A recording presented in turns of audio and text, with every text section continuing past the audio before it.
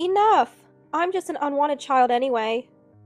A young girl screams with all her might, longing for her mother's true love. What is a family really? As I ponder this eternal question, I hold the crying girl in my arms.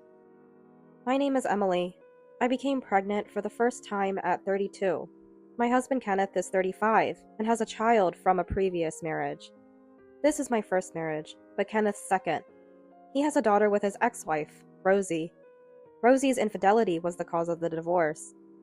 Kenneth wanted to take his daughter, but she, only 2 at the time, adamantly refused to leave Rosie. Reluctantly, Kenneth let her go, as Rosie promised to take care of her. 5 years after the divorce, Kenneth still pays child support, but has never seen his daughter. I met Kenneth 4 years ago. We married a year after dating, and soon conceived. I'd be lying if I said I wasn't concerned about Rosie's child, but I harbored no negative thoughts. Instead, I felt sorry for Kenneth, unable to see his child. Before my pregnancy, I hadn't thought much about children. However, carrying a new life made me realize the pain of being separated from one's child. The mere thought of being apart from a newborn is terrifying. Maybe I'm slowly gaining a sense of parenthood. One day, while walking with Kenneth after a prenatal checkup, he suddenly exclaimed, "Ah!" he exclaimed. In front of us was a couple, arms linked. "Wow, long time no see," the woman said to Kenneth. "You too. Wait, isn't Stephanie with you?" I recognized the name. This woman was Kenneth's ex-wife, and Stephanie, their daughter. Despite living in the same city, their encounter left me speechless. Stephanie? Isn't she at home? She seemed indifferent about her daughter, out on a date with a man, possibly her boyfriend or husband. What's with that tone? You should know where your child is. She's in elementary school. She can stay home alone. She's only a first grader. Alone at home? Don't meddle in other people's business. Stephanie is my daughter. Sure. Keep paying the child support, okay? Hey! Ignoring an angry Kenneth, she and the man quickly left. A few days later, while shopping alone, I saw a familiar woman approaching. Perfect timing. I was about to go to your house. Here, take this. She thrust a young girl with a school bag in front of me.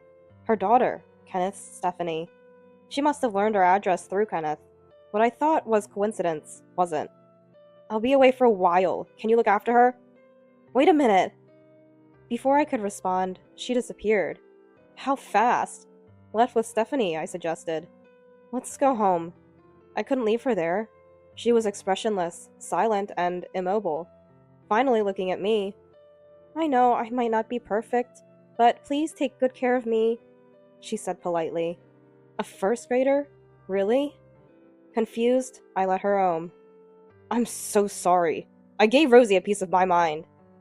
Kenneth apologized when he returned from work. It's okay. We can't leave a small child alone. I understand. It's unclear what Stephanie thought of her father, but she quietly read her book. A very well-behaved, quiet girl. That was her first impression. Odd for a first grader not to miss her mother after a few hours, yet she said nothing, until Kenneth got home. Want some snacks? Or, how about watching some anime? I tried to engage her. Don't worry about me. But all I got was, do you enjoy school? What's your favorite food? When I asked. Nothing in particular, she simply replied. Eventually, we both fell silent. It was incredibly awkward. That woman, she's off on a week-long trip with her new boyfriend, not even thinking about where to leave the child. It's just terrible.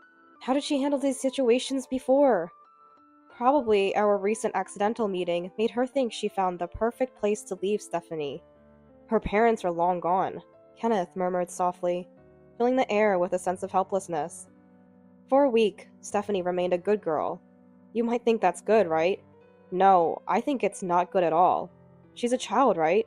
Still a first grader. Isn't this the age to be a bit troublesome? In the end, she stayed good, and the week ended with an awkward silence. Then the day came for Kenneth's ex-wife to pick her up. On that Sunday morning, Stephanie seemed unusually restless. Mommy, is she coming? She's still a child, missing her mother. Just as I was thinking this. What? You said your wife was there, right? Listen, my wife is pregnant and can't manage everything. You know that, right? Think about Stephanie's feelings, waiting eagerly for you. Kenneth's angry voice echoed. Stephanie looked out the darkening window with sad eyes. Her mother didn't come to pick her up at the agreed time. When Kenneth called her, she must have said something came up. Kenneth was furious. No pickup time for Stephanie today. Keep your promises! It's cruel, isn't it? Hey! Hey! You're kidding me! She hung up.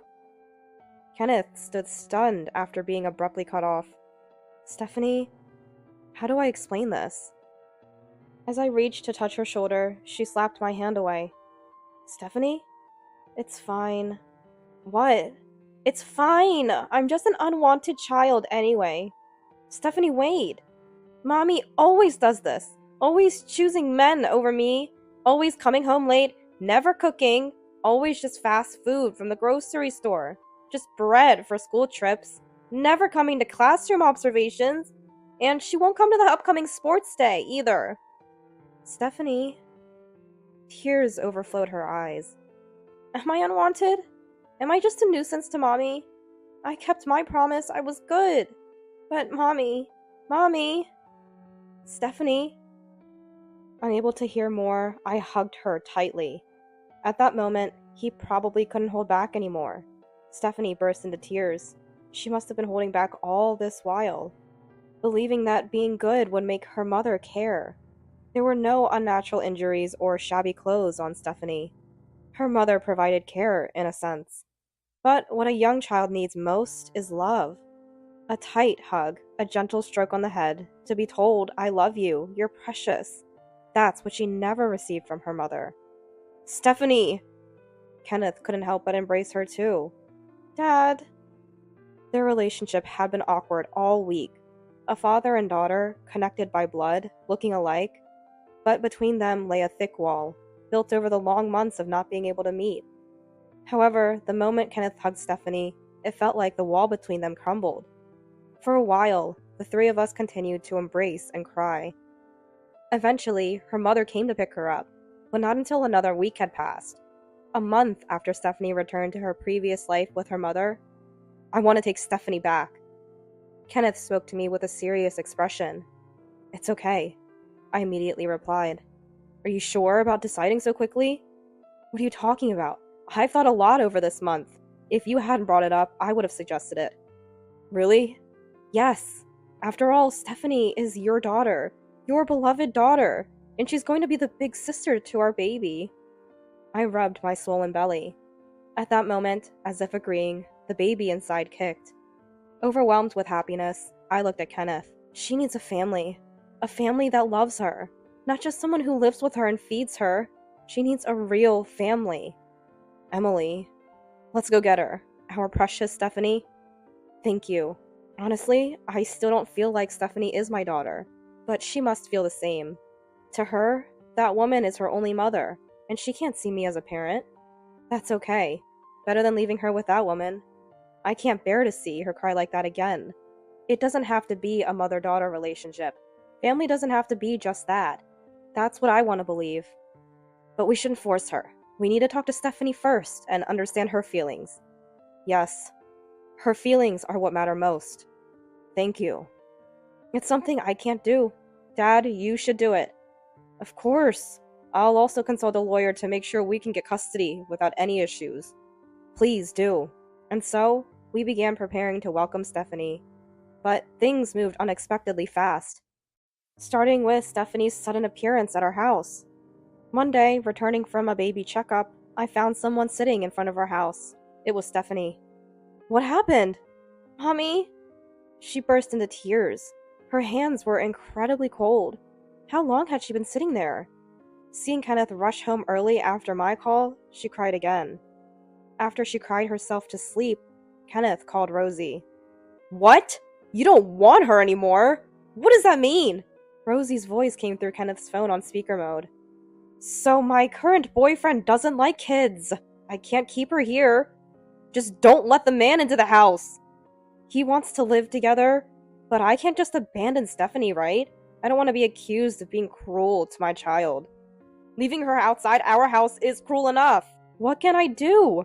I just delivered her to her father's house. She's yours, Stephanie. You raise her. Fine. I get it. I'll raise Stephanie with all my love. She'll never go back to you. Is that what you want? That's what I'm saying. Oh, and I can't pay child support. I have no income. I don't expect anything from you. I'll see a lawyer tomorrow to start the process of changing custody, so make sure you cooperate. Okay. My boyfriend is calling. Bye. With a flippant reply, she ended the call. A long silence followed, broken only by Kenneth's deep sigh. I'm sorry. Don't apologize to me. Right, I'll check on Stephanie. Please, stay with her. Emily? Yes? Thank you. I returned Kenneth's tired smile with my own. I didn't know what would happen, but just like the child in my belly, I was determined to protect Stephanie, too. That decision, however, didn't make the sudden start of parenting easy. I hate this! I don't want it! I won't eat it! Don't talk to me! The complete opposite of her previous visit, Stephanie was now a difficult child. Probably due to the anxiety of being away from her mother. She needed to vent her feelings. I endured patiently. You can't throw things just because you hate them. Everything has life. You won't grow if you don't eat. You can't communicate if you just keep to yourself. Tell me about yourself, Stephanie. Gradually, as I continued to interact without faltering, her attitude began to change. As my due date approached and I was rubbing my growing belly, Stephanie hesitantly came closer. Seeming curious about my belly, I asked her, Do you want to touch it? Can I? Of course. Just gently. Yes! With blushing cheeks, Stephanie gently touched my belly. At that moment, ah! The baby kicked. It's saying it can't wait to play with you. Did it kick because I touched? Is the baby mad at me? No, not at all. It's saying it's excited to have you as a big sister. Big sister? Yes, Stephanie, you are this baby's big sister. Really? I'm a big sister! Although she wasn't blood related to me, she indeed was the baby's big sister. That thought felt strange to both of us, and we shared a smile. It was the first time she truly smiled from her heart. Soon after, our son, Theo, was born. As a first-time mother, I was extremely cautious with the newborn. Kenneth, too, was gingerly holding the baby, his touch hesitant after so long. Stephanie was astonished by the presence of a baby, a brother, and the innocent face of the sleeping infant. Our strange relationship, no doubt, looked like a real family to anyone. Over 10 years have passed since we welcomed Stephanie into our family. Now, close to graduating high school, Stephanie has finally grown out of her rebellious phase. These days, it's Theo who's more troublesome. One day, Kenneth received a call from Rosie, his ex-wife, after more than a decade of estrangement. What could it be? I was worried. After the call, Kenneth summoned Stephanie and me to the living room. Rosie wants to see Stephanie. What? Why now? Apparently, Rosie is alone now. She must be lonely. Always so selfish. Kenneth spat out angrily, raw emotion in his voice. I felt the same. After all these years of ignoring Stephanie, not even trying to see her? But the decision to meet or not was Stephanie's. Kenneth and I looked at her. Stephanie, it's your decision. To Kenneth's question. I want to see Mommy, she said. I see. But just to meet. I don't want to live with her.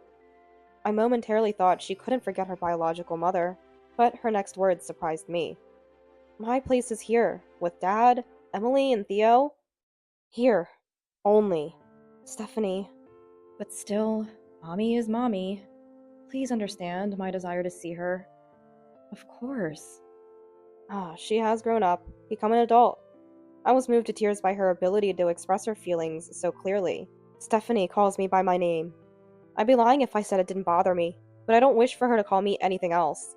In any form, we are a family. That was enough for me. And then, Stephanie went to meet Rosie. She planned to stay for a few days during the long weekend. I was worried.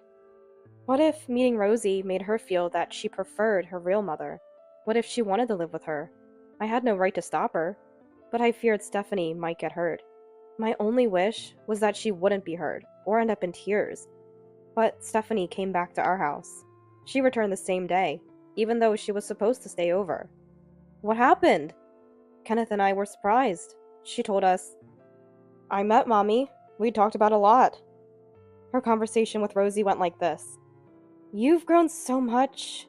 Well, it's been over 10 years. What will you do after graduating high school? I'm going to college. Wow. Then you'll get a good job, won't you? I've decided what I want to do, and I'll work hard to achieve it. Amazing. Just like my daughter. Stephanie gave a wry smile, but Rosie didn't notice. You must have been uncomfortable living with a woman who's not your real parent. That's not true. Emily was very kind. The packed lunches for school trips were delicious. We even ran in the parents' relay at the sports day. She always came to classroom observations. It must be nice to have so much free time. Rosie laughed mockingly, and Stephanie couldn't overlook it. That's not fair. You never did anything for me. Mommy was very busy. You weren't working, were you? Well, I managed the child support from Dad. Huh? That stopped when you went to live with Dad. I've been struggling. And now I don't have a boyfriend, so I'm totally out of money. But if you live with me, it'll be fine. Huh? If you take up part-time jobs, we'll manage. You can work hard, right? What are you saying? I'm not living with you. Stephanie said with quiet anger. I came today to put an end to things. I've always wanted to tell you something. What is it? Thank you for raising me until elementary school. So you're going to repay the favor? Wait, listen to the whole story. And thank you for leaving me with Dad and Emily. They loved me very much. Emily gave me the love you never did. An overflowing love. That? Rosie was speechless, her body rigid. Family can be formed without blood ties. That's what I learned. My family is only those people. Mommy is mommy, but not family. I wanted to say goodbye properly. Goodbye, Mommy. I won't see you again. Wait! What about my life? That's not my concern. Find another boyfriend? Sorry, I'm really sorry. If you resent me for the past, I apologize. So, no need to apologize. I don't resent you. I'm thankful for letting me meet my current family. So that? Stephanie shook off Rosie's begging arms, smiled again, and said, Goodbye. So, she parted from her mother. Is that okay? Yes, I intended to do that from the start. I won't meet her again. Didn't I say? My place is here. My family is everyone here. Dad, Theo, and Mom. Huh? I was momentarily confused by what she called me. Surprised, Stephanie. Making a funny face, she said with a laugh. What did you just say? Mommy is Mommy.